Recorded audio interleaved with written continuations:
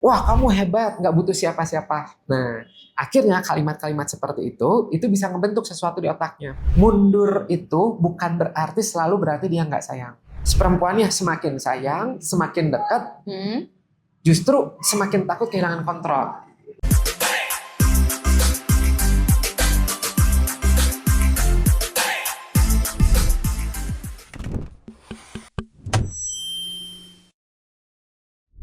Halo teman-teman semua, selamat datang lagi di Grafocast, podcast yang ngobrolin psikologi, kepribadian, relasi, karir, dan grafologi dengan santai tapi tetap banyak insight-nya bareng aku Dania dan Afif.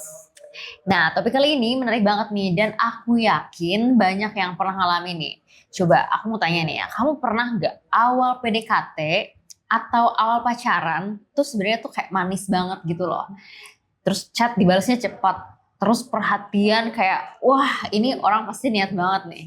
Nah terus, begitu hubungan mulai masuk obrolan yang agak serius, nih ya, misalnya kita, ini arahnya mau kemana sih? Kayak gitu kan. Atau kamu sekarang ngajak ketemu temen deket gitu ya, atau sekedar kamu pengen ngobrol, mungkin yang lebih dalam gitu ya. Tiba-tiba dia jadi dingin. Terus balasnya tuh lama. Terus jawabannya pendek-pendek, kayak dry text gitu. Nah, atau yang paling ngeselin ya, malah justru ngilang pelan-pelan. Dan di titik itu, biasanya yang kepikiran tuh malah, aku terlalu nuntut nggak ya, kayak gitu kan. Atau aku bikin dia sumpah nggak ya, kayak gitu. Nah, atau aku tuh terlalu cepet nggak ya gitu ya, meminta sesuatu ke dia gitu. Nah, itu bikin capek banget, karena kamu sebenarnya bukan minta yang aneh-aneh, kamu cuma pengen minta kejelasan dan pengen minta rasa aman. Nah ini yang bikin orang tuh sering bingung. Kedekatan kan harusnya bikin hubungan makin nyaman. Tapi kok justru pas makin dekat, dia malah mundur. Nah itu rasanya pasti kayak baru mau tenang, ditinggal. Iya, ya gitu. Dan itu bener banget ya gitu. Itu suka ada dan banyak yang orang itu akhirnya nganggep bahwa itu mah emang cowok emang kayak gitu atau oh jangan-jangan dia belum siap gitu. Padahal kadang ada pola psikologis yang lebih dalam dan itu bisa dijelasin. Betul. Nah, di episode kali ini kita akan ngebedain ya mana yang namanya butuh ruang sehat dan mana yang sebenarnya pola menghindar yang berulang. Nah, plus ini juga bakal penting banget karena kita akan ngasih tahu juga nih gimana caranya merespon biar kamu tetap punya harga diri, nggak kebawa jadi kejar-kejaran terus. Iya. Oke, tetap bareng kami di Grafocast. Oke, jadi gini teman-teman. Secara psikologis ada orang yang punya pola kelekatan penghindar atau disebutnya avoidance, avoidant attachment.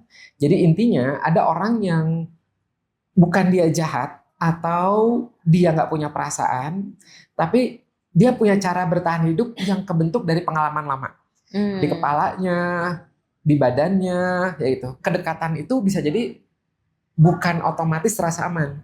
Kadang justru terasa kayak sinyal bahaya. Ada orang-orang yang psikologis seperti itu, avoidance. Oh, menarik banget nih Kak. Jadi yang kita lihat itu dia kayak mundur gitu ya. Tapi di dalam dirinya tuh bisa jadi kayak sebenarnya itu kayak mode bertahan gitu nggak Kak? Betul. Jadi biasanya itu akarnya dari masa kecil atau ketika dia masa tumbuhnya.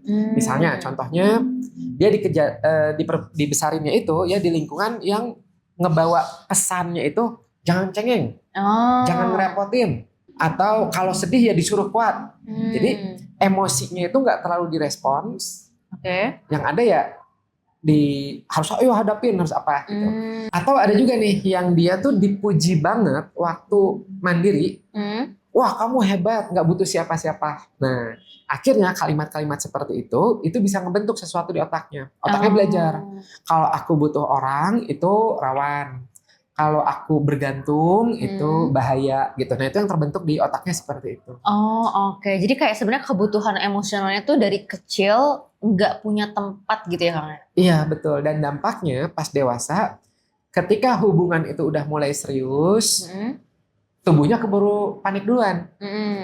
Ada momen yang biasanya tuh jadi pemicunya gitu. Kayak misalnya ketika ngomongin masa depan, ketika adanya tuntutan kejelasan, jadi harus jelas dong seperti apa gitu. Momen setelah intimasi atau ketika pasangan mulai bilang aku butuh kamu. Wah, kalimat itu memang buat sebagian orang tuh kedengarannya romantis. Tapi bisa jadi untuk seseorang gini, ya, untuk seorang pria ini gitu, kedengarannya seperti aku akan nempel, aku akan minta banyak, aku akan ngontrol. Ada yang seperti itu ngedengarnya. Oke. Padahal sebenarnya apa ya, kayak ngomongnya juga niatnya sebenarnya baik ya, Kang Afif ya. Iya, betul banget. Nah, itu dia tuh, ya. Makanya sering terjadi pola kayak gini. Kok perempuannya semakin sayang, semakin dekat, justru semakin takut kehilangan kontrol. Dia takut tuh, ya si cowoknya takut kalau terlalu dalam nanti terluka. Atau takut kalau dia kebuka nanti ditolak. Jadi akhirnya apa? Ya jadinya dia mundur untuk balikin napas. Bukan karena nggak cinta ya, bukan selalu karena nggak cinta gitu, tapi memang karena sistemnya itu keburu, ibaratnya mah kayak keburu kebakaran gitu, keburu panas tuh. Oke. Jadi aku mau minta contoh yang sehari-hari nih Kang Afif nih, biar teman-teman juga kebayang biasanya kejadian itu kayak gimana sih Kang Afif? Oke, contoh simpelnya ya. Contoh simpelnya itu seperti misalnya gini.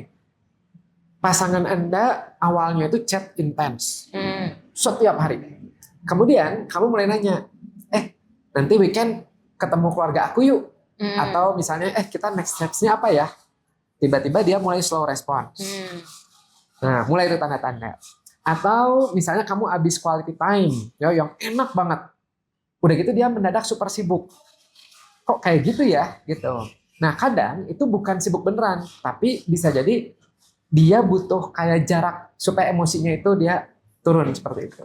Nah, iya benar. Ini tuh sering kejadian banget nih Kang Afif nih. Habis ketemu yang hangat gitu ya orangnya, besoknya tuh kayak orang asing gitu kayak. Jadi itu kan bikin overthinking gak sih Kang Afif? Iya, betul banget ya gitu. Dan mungkin kalau diilustrasikan lagi ya, kayak baterai handphone lah gitu. Awalnya full gitu. Ya jadi dia bisa hadir, bisa manis, bisa intens. Tapi begitu hubungannya mulai minta daya lebih gitu ya, minta daya lebih, minta hadir secara emosional, minta kamu harus konsisten ya, minta terbuka ya. Nah, itu seolah baterai itu seret tiba-tiba cepat drop.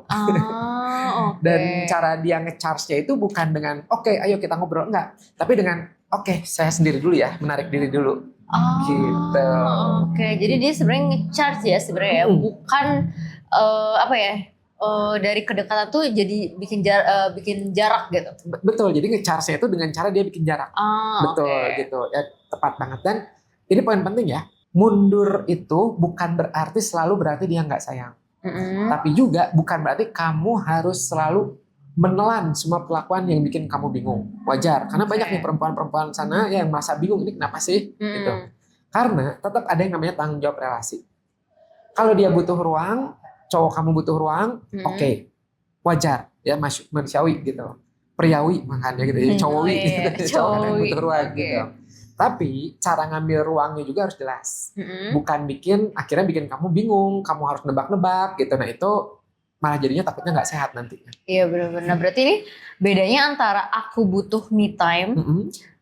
Maksudnya me time yang sehat ya, gitu, sama menghilang yang bikin pasangan stres gimana Kak? Iya betul, yang ghosting mungkin bahasa gaulnya ghosting ya gitu, betul. Jadi kalau me time yang sehat itu ada komunikasinya, ada batas waktunya, ada niat untuk balik laginya. Beda sama tadi yang ghosting atau ya kalau bahasa psikologisnya disebutnya avoidance ya, avoidance, menghindar gitu. Biasanya hilangnya itu mendadak tanpa penjelasan. Dan pola itu berulang kali. Balik lagi sih, tapi hilang lagi, nggak jelas gitu. Dan ketika kamu nanya, dia bisa defensif. Ya kayak, kamunya tuh jadi kerasa, kok kayaknya kamu nuntut terus sih gitu. Nah itu avoidance. Iya benar-benar. Sebenarnya kalau aku rangkum dikit ya, jadi kalau misalkan teman-teman ngerasain, misalkan nih ya, ada dia lagi PDKT terus dia merasa mundur pas hubungan mulai serius kayak gitu ya. Itu bisa jadi sebenarnya bukan karena kamu itu kurang menarik, tapi karena kedekatan itu memicu alarm di dalam si cowoknya itu. Si cowok itu gitu ya.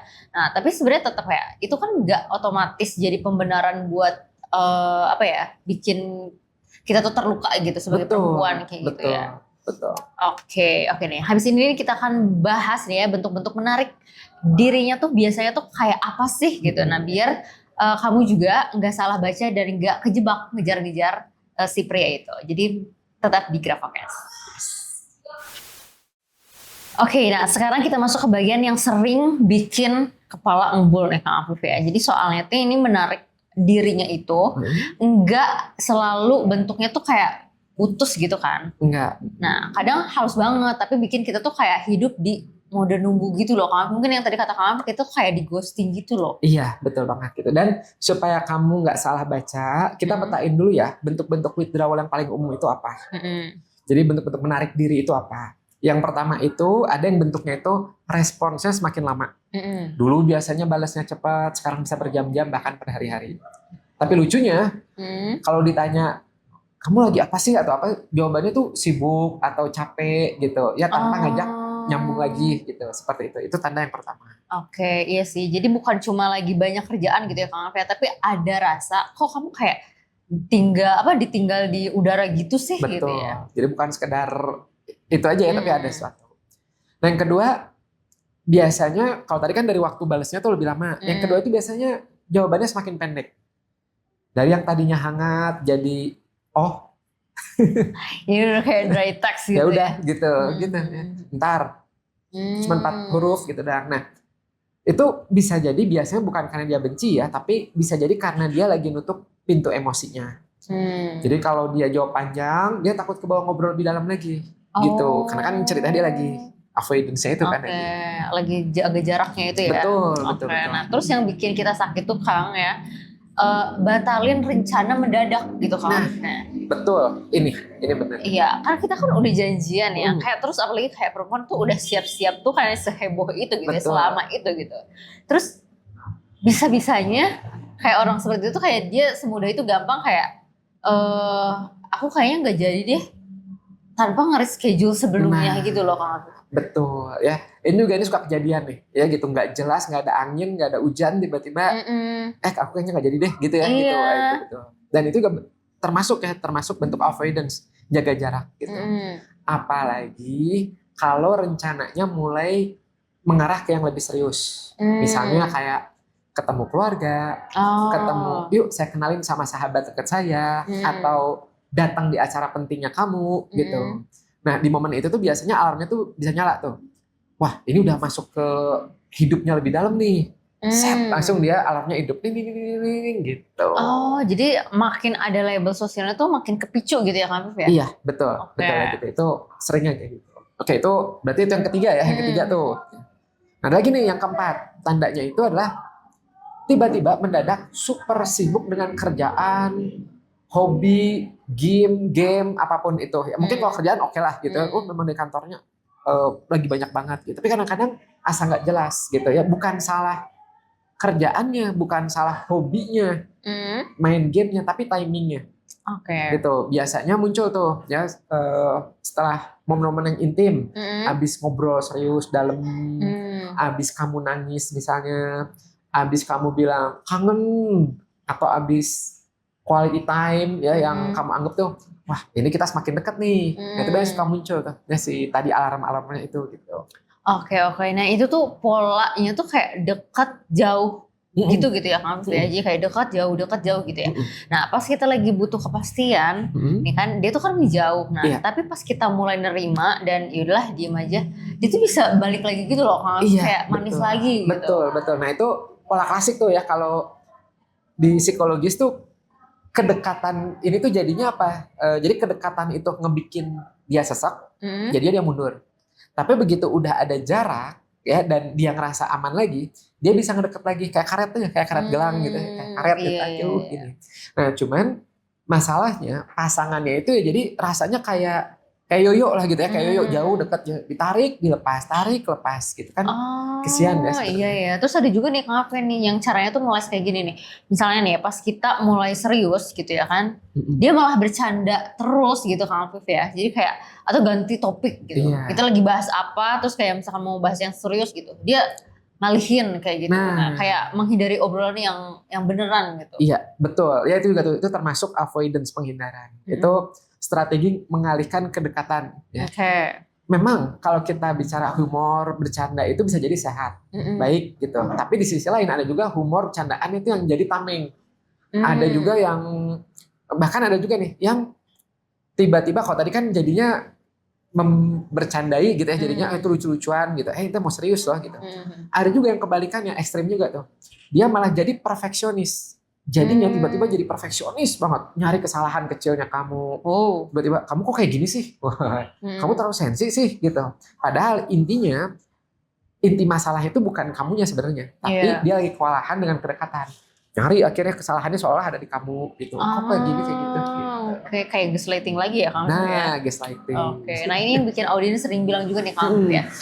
Aku kalau misalkan nanya malah dibilang drama, katanya kayak gitu. Terus jadi kan kita bingung ya. Ini aku apa yang cerewet atau emang komunikasinya yang kayak aneh, macet kayak gitu gitu kan? Betul banget. Makanya kita perlu bedain tuh ya. Jadi ada tiga kemungkinan ya. Bukan berarti ketika dia menjauh langsung tiba-tiba wah avoidance ya. Jadi coba lihat. Yang pertama memang dia butuh ruang sehat. Biasanya tuh dia suka bilang kayak gini, aduh saya lagi penuh banget nih, ya lagi full banget gitu ya, lagi banyak pikiran banget. Aku butuh free dulu ya gitu 2 hari. Abis itu kita ngobrol gitu. Jadi jelas gitu. Nah itu oke. Yang kedua avoidance-nya lagi kepicu ya, ketoel gitu. Dia hilang, defensif. Tapi setelah itu dia balik tanpa benar-benar ngebahasnya. Itu yang kedua. Nah, yang tiga, ini bukan sekedar gaya kelekatan, ini beda niat nih. Dia memang nggak mau komitmen. Jadi memang dia pakai tarik ulur sebagai cara untuk menjaga hubungan itu tetap abu-abu. Dilepas enggak, tapi diseriusin juga enggak. Memang sengaja gitu, dia maunya di abu-abu itu. Oke, kalau misalkan dengan perilaku seperti itu, sebenarnya dampak negatif itu seperti apa sih Kang? Iya, jadi biasanya nih ya untuk ke perempuannya itu apa? Jadinya ngerasa sering nebak-nebak. Kalau kamu kamu yang selalu ngejar klarifikasi, bener nggak sih? Kamu tuh kenapa sih ngejar-ngejar terus gitu? Kamu mulai harus ngomong super hati-hati, ya kayak jalan di atas kulit telur aja gitu ya. Jadi hati-hati gitu. Dan yang paling penting, kamu makin lama makin kehilangan sama diri sendiri demi ngerasa mempertahankan jangan sampai bikin dia kabur gitu. Wah itu aku ngedengarnya nyesek banget sih Kang. Jadi sebenarnya bukan cuma soal dia menarik diri, tapi sebenarnya efeknya bikin kita mengecil gitu ya Kang. Iya betul banget. Dan ini menarik ya gitu. Dan stay tune karena di berikutnya kita akan coba bahas bagaimana cara menghadapi ini dengan rasional, dengan waras, dengan sehat. Gimana ngobrol ya dengan pasangan Anda tanpa memicu defensif. Gimana pasang batasan yang jelas tanpa kejar-kejaran. Dan juga kapan saatnya kamu harus berhenti ngejar dia. Oke, nah sekarang kita masuk ke bagian yang paling ditunggu-tunggu nih. Soalnya nih ketika kita paham polanya aja, kadang kan belum bikin kita tuh jadi aman gitu, ngerasa aman kayak gitu. Nah Kang, yang bikin orang capek tuh sebenarnya kan terus aku harus ngapain gitu. Setelah aku tahu gitu, oh ternyata dia tuh seorang avoidant misalnya kayak gitu. Nah kan kayak aku ngomong salah, terus malah diem juga salah gitu. Iya, bener kayak gitu. Jadi ada berapa langkah nih ya. Dan langkah pertama itu yang sering dilupain itu justru kamu harus bisa validasi diri kamu dulu sendiri. Ya, jadi validasi diri dulu. Kamu perlu berhenti dari autopilot, otomatis bilang aku yang salah. Ya, stop itu dulu. Karena kalau kamu masuk ke obrolan dari posisi panik dan kamu yang ngerasa bersalah, maka nada kamu jadinya keburu ngejar. Padahal yang kamu butuhin itu bukan ngejar, yang kamu butuhin itu adalah kejelasan. Gitu.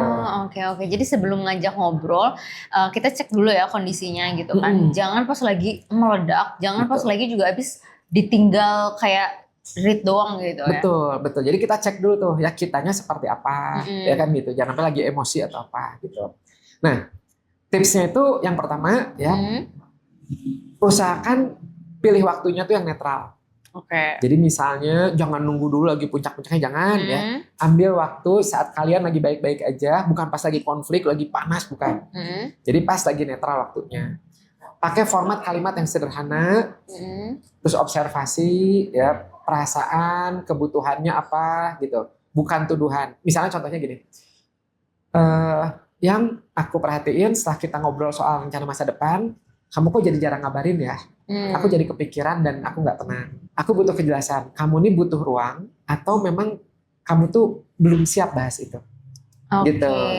oke. Nah sebenarnya itu enak ya didengarnya ya Kang Afif ya. Nggak menyerang, tapi juga sebenarnya nggak pura-pura kuat juga ya Kang Afif ya. Iya, betul. Karena biasanya avoidance itu alergi sama kalimat yang kedengarannya tuh kayak nuntut gitu. Oh, oke. Dan bukan berarti kamu nggak boleh punya kebutuhan ya gitu, tapi cara ngomongnya itu yang biasanya bikin sistem dia tuh nggak langsung defensif.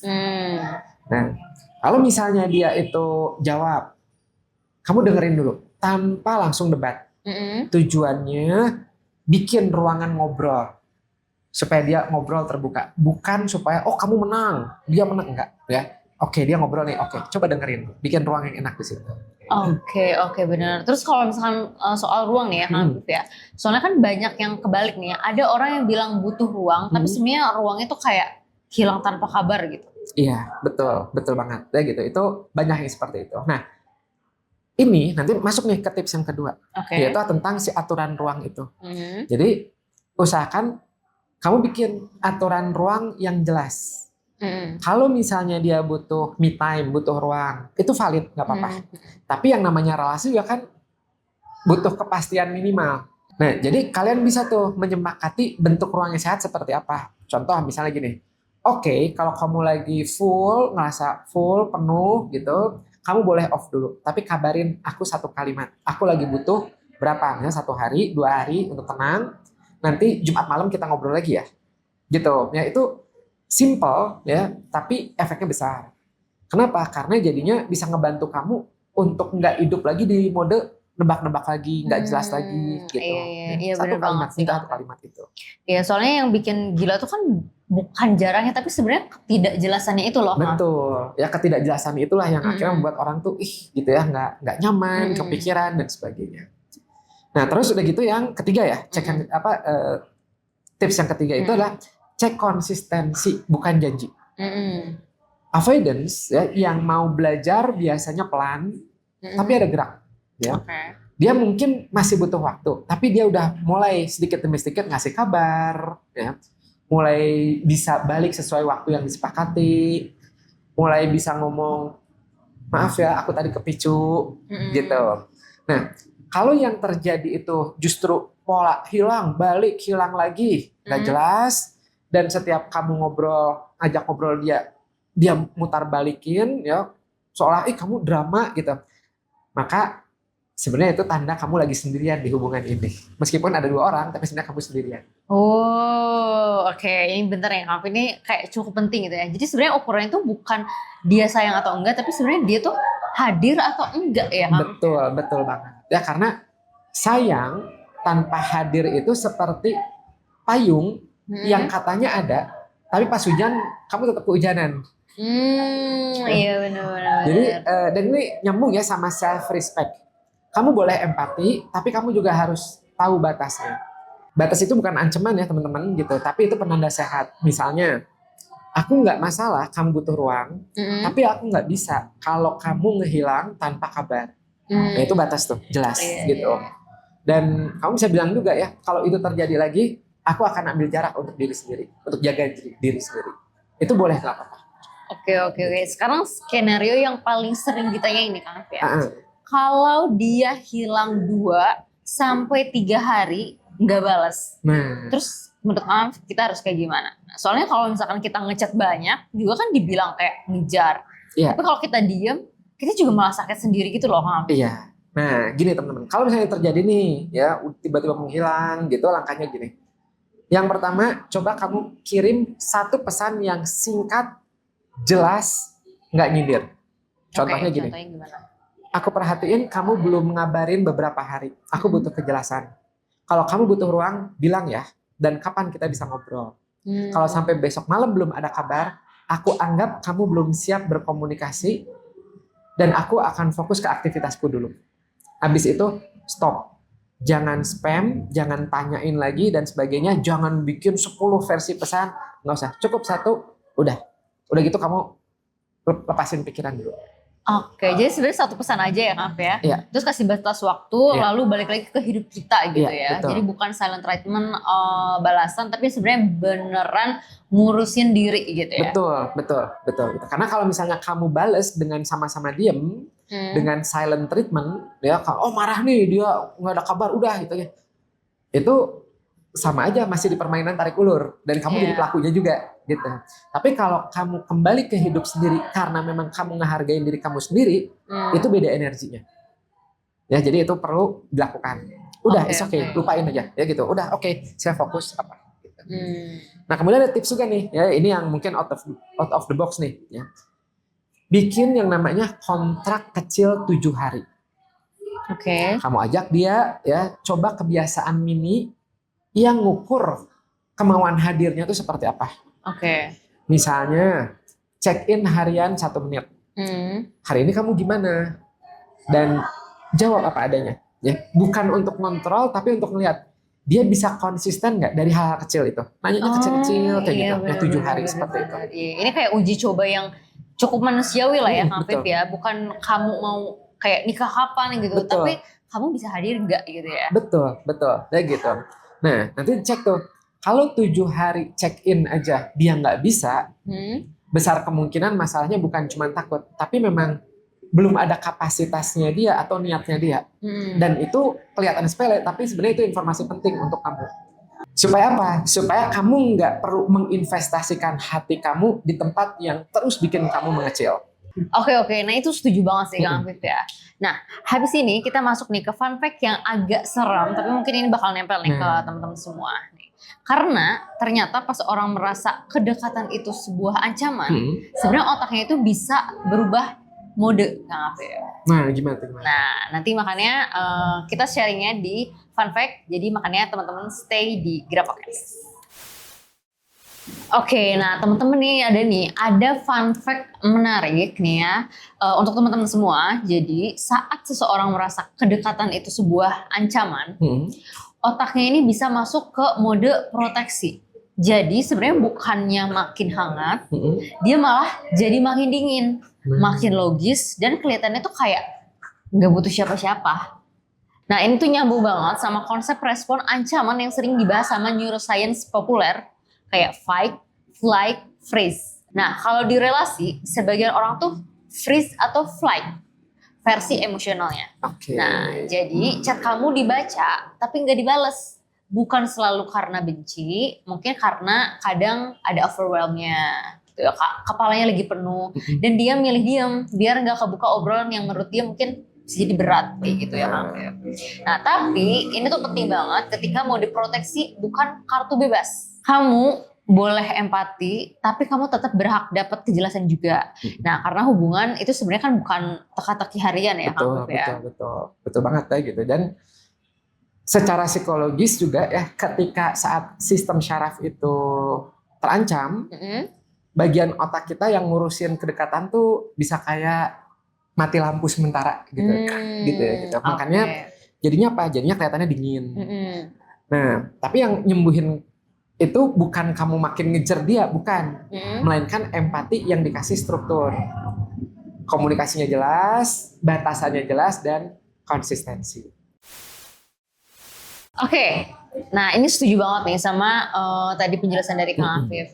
By the way Kang Afif, makasih banyak ya. Ini jadi hari ini kita tuh ngerti kayak gitu ya. Sebenarnya pria yang menarik diri itu saat adanya udah hubungan kayak gitu ya. Dan hubungan itu mulai serius, itu bisa jadi lagi kepicu si pola avoidance-nya ya Kang Afif ya. Iya, betul. Mungkin kedekatan itu merasa jadi ancaman buat dia kayak gitu ya. Nah bentuknya bisa dekat jauh tadi katanya kan. Tadi slow respon atau bisa jadi batalin rencana, mungkin sampai bisa ngeles gitu ya Kang Afif ya. Betul. Dan mungkin cara ngadapinnya juga teman-teman bisa memvalidasi diri dulu, ajak ngobrol dulu saat netral, terus bikin aturan ruang yang jelas dan cek konsistensinya, jadi bukan janjinya. Iya, betul banget. Gitu. Nah, teman-teman juga nih, kalau misalkan kamu pernah ngalamin kayak gini, pemicu paling seringnya tuh apa? Coba teman-teman bisa tulis di kolom komentar. Iya, betul. Dan kalau misalnya ya kamu capek ya nebak-nebak karakter pasangan saya itu seperti apa sih gitu. Kamu bisa coba ya cek kecocokan lewat tulisan tangan. Jadi kayak psikotes ya dari tulisan tangannya. Tulisan kamu sama tulisan pasangan kamu. Iya bener banget nih Kak Afif. Jadi teman-teman bisa aja langsung kunjungi ke grafologiindonesia.com. Ada tes grafologi dan materi gratis ya di grafologiindonesia.com/gratis. Gitu Iya, ya. betul. Oke, teman-teman semua, thank you udah nonton sampai akhir. Jangan lupa untuk like, share, subscribe, dan sampai ketemu di episode berikutnya. Yes, bye.